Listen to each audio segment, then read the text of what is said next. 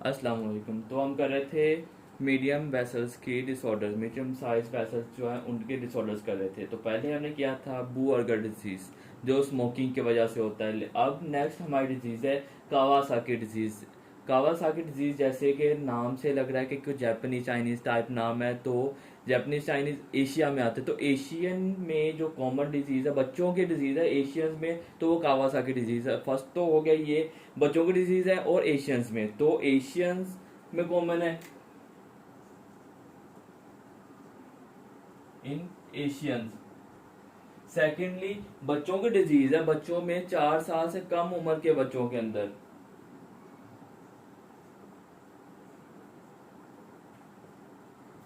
4 year old से कम बच्चों की उम्र होगी।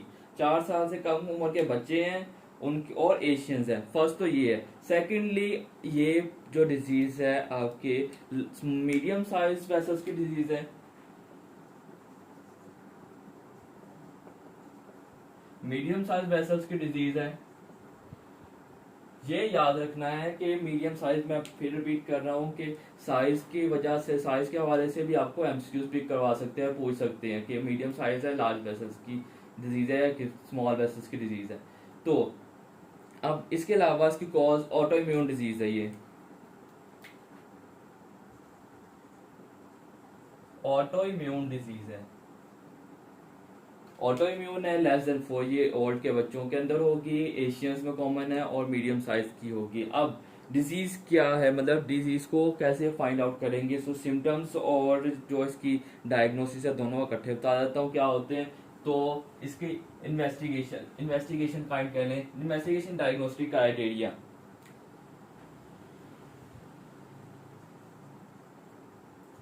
डायग्नोसिस डायग्नोसिस के लिए बच्चों के अंदर फर्स्ट तो आपने याद रखना है, फर्स्ट डायग्नोसिस क्या होगी, बच्चों को फीवर होगा। फीवर होगा 101 डिग्री या इससे ज्यादा हो सकता है, लेस 101 डिग्री का बुखार होगा, और 5 दिन तक होगा या कम, 5 दिन तक होगा या 5 से ज्यादा दिन का होगा। तो आपने डायग्नोसिस में 5 दिन, 5 डेज तक होगा, 5 दिन तक होगा फीवर फॉर 5 डेज। 5 दिन तक बुखार होगा। ये वाला पॉइंट मस्ट है। इसके अलावा पॉइंट्स, और इसके अलावा बच्चों की जो म्यूकस ग्लैंड, म्यूकस है, उसकी इन्फ्लेमेशन होगी, म्यूकसाइटिस होगा पेशेंट को।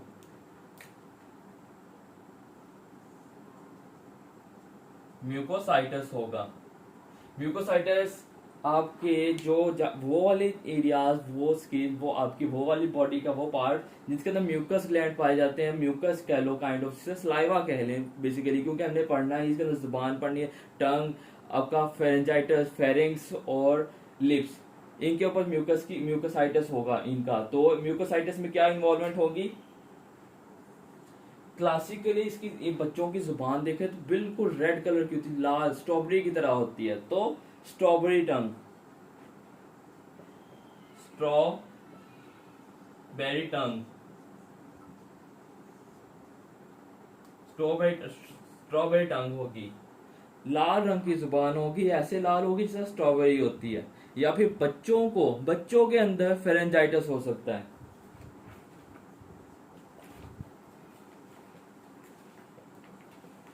बच्चों के अंदर फेरेंजाइटिस हो सकता है, और इन बच्चों के जो हॉन्ट है वो फटे होंगे, क्रैक्स होंगे।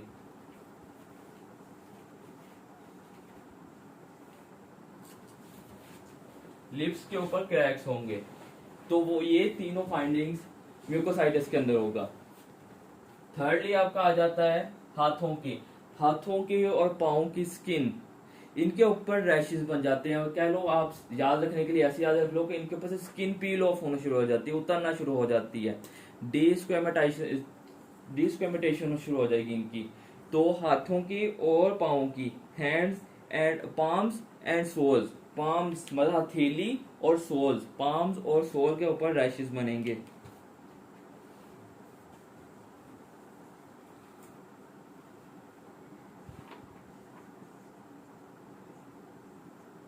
पाम्स और सोल्स के ऊपर रैशेस बनेंगे। थर्ड, और इसके अलावा क्या होगा, इनके सर्वाइकल लिम्फ एडिनोपैथी होगी। सर्वाइकल लिम्फ एडिनोपैथी, और यूनिलेटरल होगी। Unilateral cervical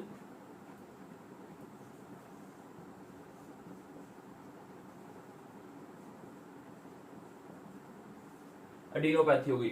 unilateral cervical lymph adenopathy होगी। जुबान मुंह का इन्वॉल्वमेंट होगी, जुबान का मतलब आपका मुंह लाल होगा बच्चे का, बच्चे के हाथों और पाँव के ऊपर रैशेस बनेंगे, स्किन पील ऑफ होना शुरू हो जाएगी। यूनिलेटरल बच्चे के जो है वो सर्वाइकल लिम्फेडिनोपैथी होगी, म्यूकोसाइटिस होगा, बच्चे को 101 बुखार होगा। इसके अलावा क्या होगा, आंखों की फाइंडिंग्स, बच्चे को कंजक्टिवाइटिस होगा, कंजक्टिवाइटिस होगा और बाइलेटरल होगा।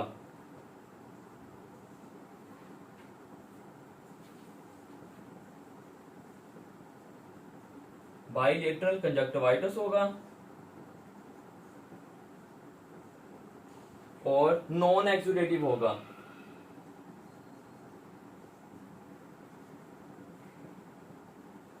प्लस ये जो कंजक्टिवाइटिस होगा बच्चों के अंदर लाल, बच्चों की आंखें लाल होने लग जाएंगी, सिंपल वर्ड में याद रख लो, इनकी वेसल्स अपीयर होना शुरू हो जाएंगी।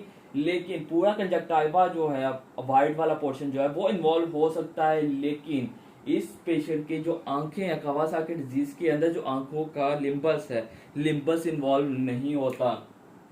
इसके अंदर कंजक्टिवाइटिस के अंदर लिम्बस इन्वॉल्व नहीं होगा।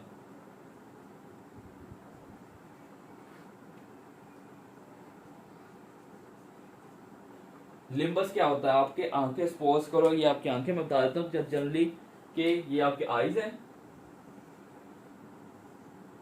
ये आपका,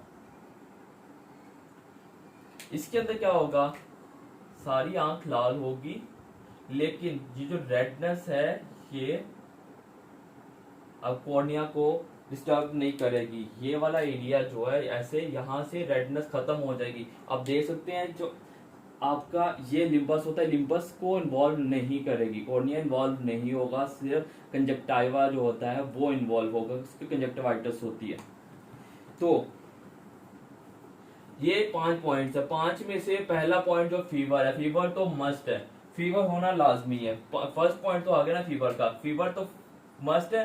प्लस इन चारों में से कोई से भी 1 2 3 4 5वां point, mucositis, palms and soles, unilateral, bilateral, और बॉडी के ऊपर रैशेस होंगे, बॉडी के ऊपर रैशेस होंगे, बॉडी एरिथमेटस रैशेस होंगे, लाल रंग के रैशेस होंगे। पेशेंट की बॉडी के ऊपर एरिथमेटस रैशेस होंगे।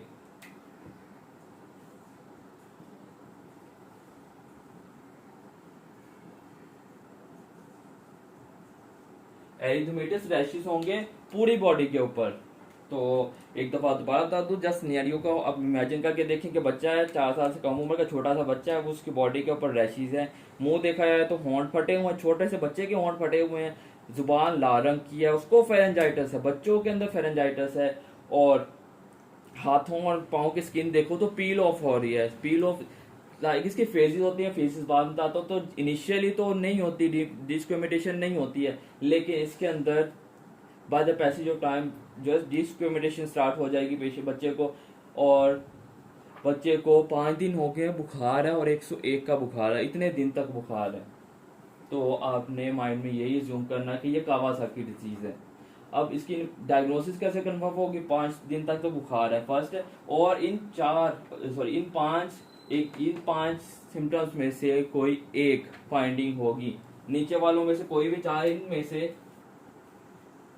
इन पांचों में से कोई भी 4 हो तो कंफर्म है कि ये कावासाकी डिजीज है।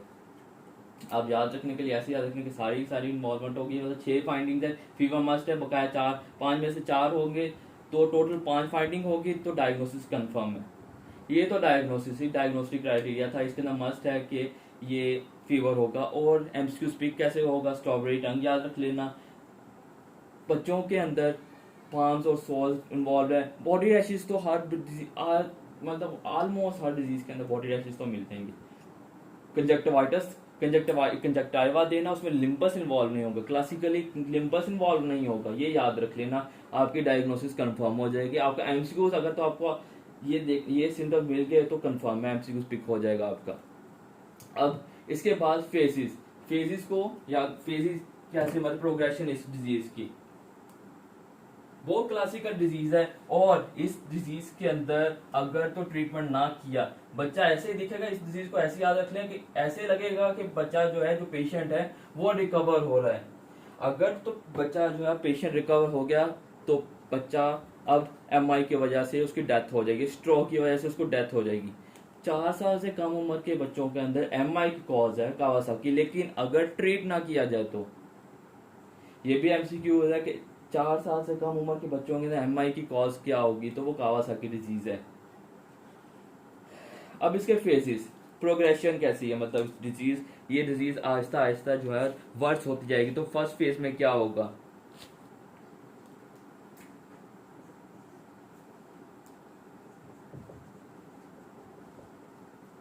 फेजेस, पहली फेज है इसकी एक्यूट फेज। फेज याद रख लें आप डिजीज को, जिस तरह पहले एक्यूट होती है, ना ट्रीट की जाए तो सब एक्यूट, ना ट्रीट की जाए तो क्रोनिक में कन्वर्ट हो जाती है। तो ऐसे याद रख लें कि फर्स्ट इसकी जो फेज है एक्यूट फेज है। एक्यूट फेज की फाइंडिंग क्या होगी, एक्यूट फेज जब ये डिजीज स्टार्ट होगी तो पहले 2 हफ्तों के अंदर एक्यूट फेज खत्म हो जाएगी। तो जनरली वैसे भी एक्यूट फेज में हर डिजीज के अंदर 2-3 हफ्ते तक होती है, मैक्सिमम महीने तक अगर चले जाए तो एक्यूट सब एक्यूट में कन्वर्ट हो जाती है। तो 2 हफ्तों के अंदर 2 हफ्तों तक एक्यूट फेज रहेगी, मतलब 1 से 2 हफ्ते तक रहेगी।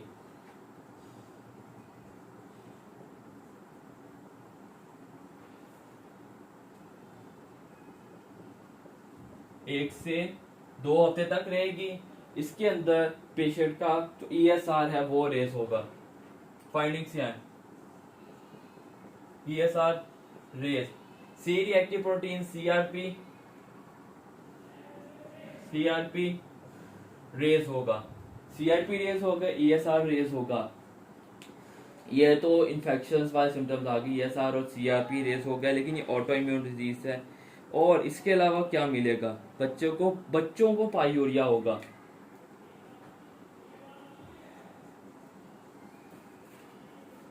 बच्चों को पायूरिया होगा, पायूरिया मतलब पस इन यूरिन, यूरिन के अंदर पस की मिलेगी, लेकिन इन्वेस्टिगेट जब किया जाए तो स्टीराइल मिलेगी, मतलब इसके अंदर कोई भी आपको बैक्टीरिया नहीं मिलेगा। बताने का मकसद यही था कि ऑटोइम्यून डिजीज है, इसके अंदर इन्फेक्शन के अंदर जब ये पायूरिया के अंदर जब इसको चेक किया जाएगा कोई भी आपको बैक्टीरिया नहीं मिलेगा, स्टीराइल मिलेगा, स्टीराइल यूरिन मिलेगा इसका। पायूरिया होगा, ईएसआर रेज होगा, 1 से 2 हफ्ते तक रहेगा। और इसके अलावा बच्चे को बिलिरुबिनीमिया होगा,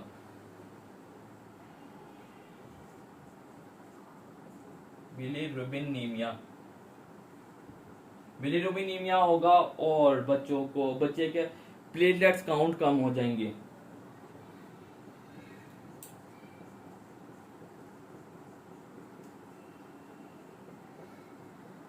ईएसआर रेज होगा, सीआरपी रेज होगा, लेकिन प्लेटलेट काउंट जब चेक की जाएगी तो वो कम हो जाएगा।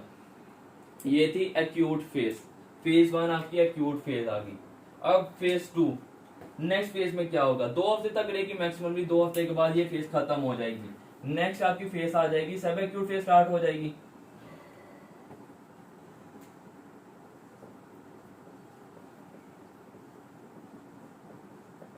सब एक्यूट फेज स्टार्ट हो जाएगी।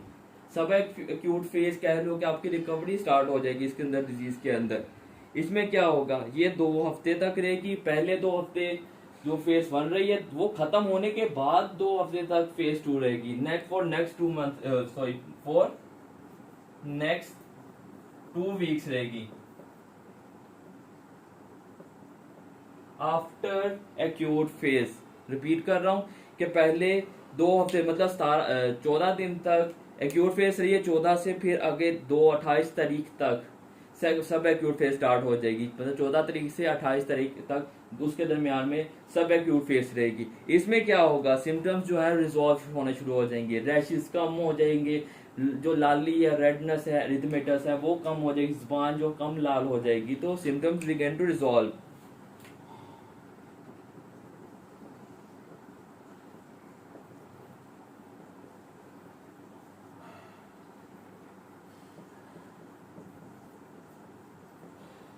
अगर इस बच्चे को ट्रीट ना किया जाए और सिम्टम्स रिजॉल्व होना शुरू हो जाएं, सिम्टम्स रिजॉल्व होना शुरू हो जाए, मैं डिजीज की बात नहीं कर रहा हूँ, तो ये परेशानी वाली बात है, ये टेंशन की बात है, क्योंकि इस डिजीज की बगैर ट्रीटमेंट इसका ठीक होना ये खतरे की निशानी है। क्योंकि अगर रिजॉल्व होना शुरू हो गया तो इसकी जो कोरोनरी आर्टरी है वो वीक होना शुरू हो जाएगी, वहां पे एनोरिज्म्स बनना शुरू हो जाएंगे इस डिजीज के अंदर। और इस फेज का स्टार्ट होने का क्या फाइंडिंग होगी, कैसे पता चलेगा कि ये फेज 2 स्टार्ट हो गई है? तो इसके अंदर डिस्क्रिमिनेशन स्टार्ट हो जाएगी पेशेंट की। वो जो फाइंडिंग मैंने आपको बताई थी, हाथों और पांव के ऊपर से स्किन उतरना शुरू हो जाएगी, पील ऑफ होना शुरू हो जाएगा, तो उसको डिस्क्रिमिनेशन कहते हैं। तो डिस्क्रिमिनेशन स्टार्ट हो जाएगी। प्लेटलेट्स काउंट कम हो गए थे पेशेंट के अंदर एक्यूट फेज के अंदर, इसके अंदर प्लेटलेट्स बढ़ जाएंगे, प्लेटलेट्स इंक्रीज होना शुरू हो जाएंगे। प्लेटलेट इंक्रीज होंगे, पेशेंट को थ्रोम्बोसाइटोसिस होगी। अगर प्लेटलेट्स इंक्रीज कर रहे हैं तो थ्रोम्बस बनना शुरू हो जाएंगे।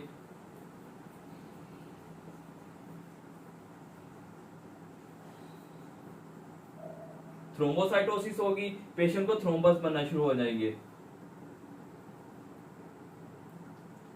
थ्रोम्बस बनने लग गए। अब थ्रोम्बस बनेगा कहाँ पे? जैसे कि मैंने आपको बताया था कि इस पेशेंट का रिजॉल्व होना, इस डिजीज का रिजॉल्व होना इस चीज को शो करेगा कि इसकी कोरोनरी आर्टरी के अंदर एनोरिज्म्स बनना शुरू हो गए हैं। तो एनोरिज्म तभी बनेंगे जब उसको ट्रीट नहीं किया जाएगा, ये याद रखना है। व्हेन अनट्रीटेड एनोरिज्म स्टार्ट हो जाएंगे।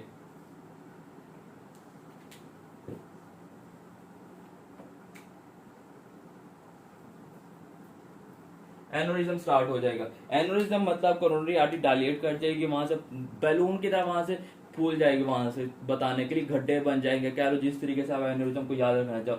जब ट्रीट नहीं किया जाएगा एनोरिज्म बन जाएंगे, एनोरिज्म जहां बनेगा वहां पे जाके थ्रोम्बस बनना शुरू हो जाएंगे। अब खुद सोचो कि थ्रोम्बस बनना शुरू हो गया कोरोनरी आर्टरी के अंदर, कोरोनरी आर्टरी की स्पेस कम होना शुरू हो जाएगी। कोरोनरी आर्टरी की स्पेस कम होना शुरू हो गई है तो वहां से ब्लॉकेज होना स्टार्ट हो जाएगी, पेशेंट को एमआई हो जाएगा, एमआई होना स्टार्ट हो जाएगा, एमआई हो जाएगा। इस पेशेंट की डेथ जो है, बच्चे की death, most common cause of death जो है कावासाकी डिजीज की वजह से वो एमआई है।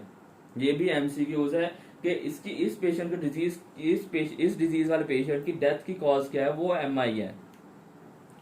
थ्रोम्बस बनने शुरू हो जाएंगे। इसके अलावा इसका ईएसआर करेंगे, ईएसआर रेस होगा, प्लेटलेट्स काउंट आपका रेस होगा, ईएसआर रेस, प्लेटलेट रेस। इसके अंदर इस पेशेंट को इको के ऊपर आपने फॉलो अप पे रखना है। अगर तो जो है मदर अपने बेबी को लेकर आ जाती है, प्लेटलेट्स हाई है, डिस्क्रिमिनेशन मिला है और बाकी सिम्टम सब रिजॉल्व होना शुरू हुए, रिजॉल्व हुए नहीं है अभी, तो आप मतलब क्लिनिकली डायग्नोज कर लोगे। उसके बाद इन्वेस्टिगेट करोगे, ये सारा रेज है, प्लेटलेट रेज है और इको, उसके बाद इको को फॉलो अप पे रखना है, इको को फॉलो अप पे रखना है और ट्रीटमेंट स्टार्ट कर देना है। लेकिन अगर मदर को लगे कि अक्सर ये देखो ना कि आप खुद देखो, आपका बेबी बिल्कुल बिल्कुल ठीक होना शुरू हो गया, उसका बुखार खत्म होना शुरू हो गया है, जो रैशेस बनने हैं वो खत्म होना शुरू हो गए, कम होना शुरू हो गया, आपको तो ये लगेगा बच्चा खुद ही ठीक हो रहा है, अब बेबी को लेके जाने की जरूरत ही नहीं है, हॉस्पिटल लेके जाने की जरूरत ही नहीं है। लेकिन वो फर्स्ट सिनेरियो की तरफ कन्वर्ट हो रहा है, मतलब वो हार्ट अटैक की तरफ जा रहा है, उसके अंदर एनोरिज्म बनना शुरू हो जाएंगे। फिर एनोरिज्म पे जब भी वहां पे थ्रोम्बस बनेगा, क्लॉटिंग वहां पे होगी, पेशेंट का ब्लड सप्लाई जो हार्ट की वो कॉम्प्रोमाइज होगी, और जब 90% से ज्यादा ब्लड इसका कॉम्प्रोमाइज हुआ, उसको एमआई होगा और डेथ हो जाएगी। इसके बाद लेकिन वो होगा थर्ड स्टेज में, मतलब फेज 3 में। फेज 3 में क्या होगा?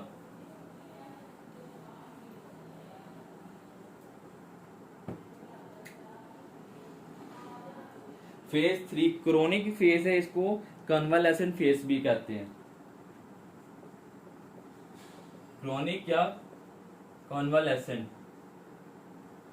कॉन्वालेसेंट मतलब कि इसके अंदर जो पेशेंट के सिम्टम्स हैं वो बिल्कुल रिकवर हो जाएंगे, ऐसे लगेगा पेशेंट बिल्कुल ठीक हो गया, फेज 2 में स्टार्ट हुआ था, लेकिन इसके अंदर बिल्कुल सिम्टम रिजॉल्व हो जाएंगे, सिम्टम्स रिजॉल्व हो जाएंगे। इसके अंदर ESR normal, ESR normal, CRP normal, CRP normal, ESR normal होगा। उसके अलावा इसके अंदर सारे सिस्टम जो है सिम्टम्स है डिसअपियर हो जाएंगे, और इसकी जो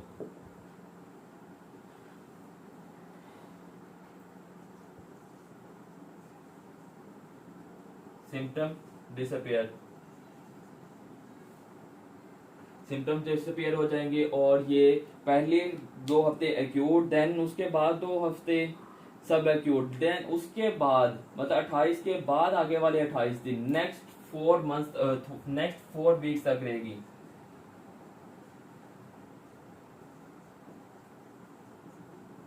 और इन 4 हफ्तों के अंदर अगर तो ये वो वाली स्टेज है जिसके अंदर प्रोग्नोसिस पुअर हो जाएगी, और अगर ट्रीट ना किया गया तो 4 हफ्तों से ज्यादा बच्चा आगे फिर जिंदा ही नहीं रहेगा, क्योंकि उसको 4 हफ्तों के अंदर अंदर ही एमआई हो जाएगा, हार्ट अटैक हो जाएगा, उसकी डेथ हो जाएगी। तो ये उसकी फेजेस हैं। इन्वेस्टिगेशंस के अंदर बेस्ट इनिशियल आप सीबीसी करेंगे, सीबीसी के अंदर आपने वही ईएसआर फेजेस के बेस के ऊपर ईएसआर की वैल्यू डिफरेंट आएगी, सीआरपी की वैल्यू डिफरेंट आएगी, और पेशेंट को एको के ऊपर फॉलो अप पे रखना है। ट्रीटमेंट,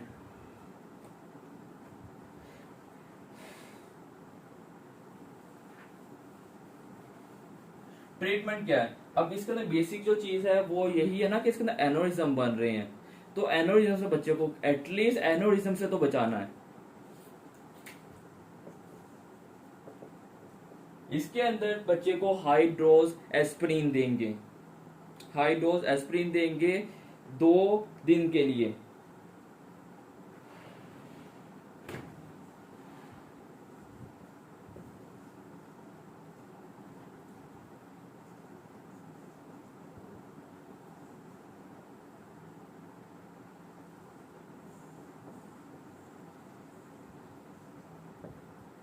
दो दिन के लिए आप पेशेंट को हाई डोज एस्प्रिन देंगे, हाई डोज एस्प्रिन देंगे, और 2 दिन के अंदर बच्चे का जो बुखार है वो उतर जाना चाहिए, कम हो जाना चाहिए। फीवर जो है मेनली जो है ट्रीटमेंट को शो करेगा कि जो ट्रीटमेंट है वो काम कर रहा है। तो हाई डोज एस्प्रिन देंगे पेशेंट को, एस्प्रिन देंगे। अगर पेशेंट एस्प्रिन से ठीक नहीं हुआ तो इसके बाद नेक्स्ट आप आ जाएंगे आईवीआईजी पे, आईवीआईजी देंगे, आईवी इम्यूनोग्लोबुलिन्स देंगे, क्योंकि ऑटो इम्यून डिजीज है। तो इस ऑटो इम्यून डिजीज के अंदर अगर आपको तुक्का भी मारना है तो आप आईवीआईजी पे तुक्का मार देंगे, आईवीआईजी काम कर जाएगा, क्योंकि ऑटो इम्यून डिजीज के अंदर आईवीआईजी ट्रीट कर देता है पेशेंट को।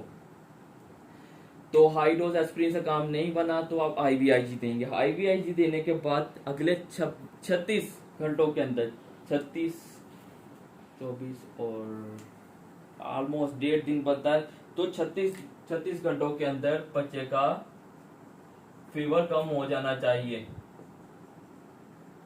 और उसके साथ इसके साथ ही उसके बाद 36 घंटों के बाद फिर एस्पिरिन स्टार्ट कर देंगे। पहले क्या करना है, पहले हाई डोज एस्पिरिन देनी है 2 दिन के लिए। अगर 2 दिन के अंदर बच्चे का जो है फीवर कम हो गया तो अच्छी बात है, वेल एंड गुड। अगर नहीं हुआ तो आप आईवीआईजी पे शिफ्ट कर देंगे। आईवीआईजी देंगे 36 घंटों के अंदर बच्चे का जो है फीवर कम हो जाना चाहिए। उसके बाद एस्प्रिन देंगे, लो डोज एस्प्रिन कंटिन्यू रखेंगे। तो ये सिर्फ ये ट्रीटमेंट है कावासाकी का मेनली डायग्नोसिस इंपॉर्टेंट है और हाई डोज इन्वेस्टिगेट और इसके फेजेस इंपॉर्टेंट है कि बच्चे। और इसके अंदर जो मेनली एमसीक्यूज है वो ये है, cause of death, most common cause of death जो है वो एनोरिज्म की वजह से एमआई होना है, most common of death Kawasaki disease के अंदर। अब आईवीआईजी और एस्प्रिन से रिलेटेड थोड़ा सा आपको बता दूं एक्स्ट्रा एडिशनल पॉइंट कि बच्चों को, अब आपको पता होगा बच्चों को हिफाजती टीके लगाते हैं, बच्चों को इम्यूनाइजेट करते हैं। तो इम्यूनाइजेशन के अंदर बच्चों को अगर तो पेशेंट जो है उसकी मदद से ये ना पूछा है कि उस पेशेंट का कौन सा ट्रीटमेंट चल रहा है, अगर एस्प्रिन दिया है तो बच्चे को रियर सिंड्रोम होने के चांसेस हैं। एस्पिरिन से रिलेटेड अगर इन पेशेंट को आप इम्यूनाइजेशन करें, मतलब इन दो चीजें, एक तो एस्पिरिन से रिलेटेड ये होगा कि 2 साल से कम उम्र है, अगर बच्चे की उम्र कम है तो बच्चे को रिये सिंड्रोम होने के चांसेस हैं। रिये सिंड्रोम अभी यहाँ डिस्कस नहीं करना, तो आप इतना ही याद रखें कि एस्पिरिन की वजह से लेस देन 2 ईयर अगर एज हो, एस्पिरिन के अंदर लेस देन 2 ईयर एज हो तो बच्चे को रिये सिंड्रोम होने के चांसेस हैं। प्लस 2 साल से बड़ी उम्र है लेकिन एस्पिरिन के साथ आपने इम्यूनाइजेशन किया है। इम्यूनाइजेशन बच्चों को ज्यादा इम्यूनाइजेशन अभी कौन सी करते हैं आप, मीजल्स, मम्स और रूबेला की, तो एमएमआर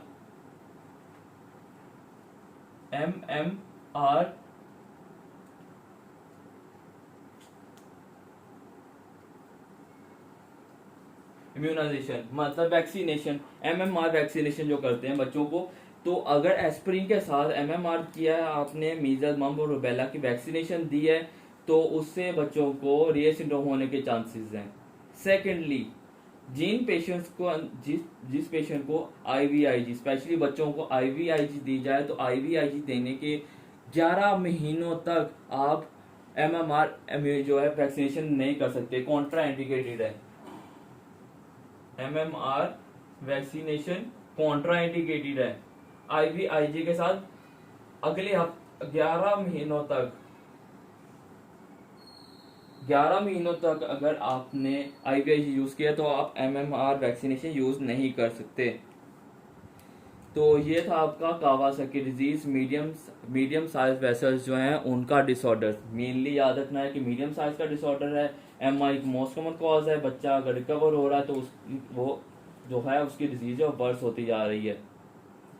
और इसकी डायग्नोसिस में स्ट्रॉबेरी टंग याद रख लेना, और बॉडी रैशेस होंगे, एरिथमेटस रैशेस होंगे, पाम्स और सोर्स की डिस्क्रिमिनेशन स्टार्ट हो जाएगी, एनोरिज्म होंगे, और 1 से 101 का बुखार होगा कम से कम 5 दिन के लिए। 5 दिन तक बच्चे को बुखार होगा। तो ये आपका कावासाकी डिजीज।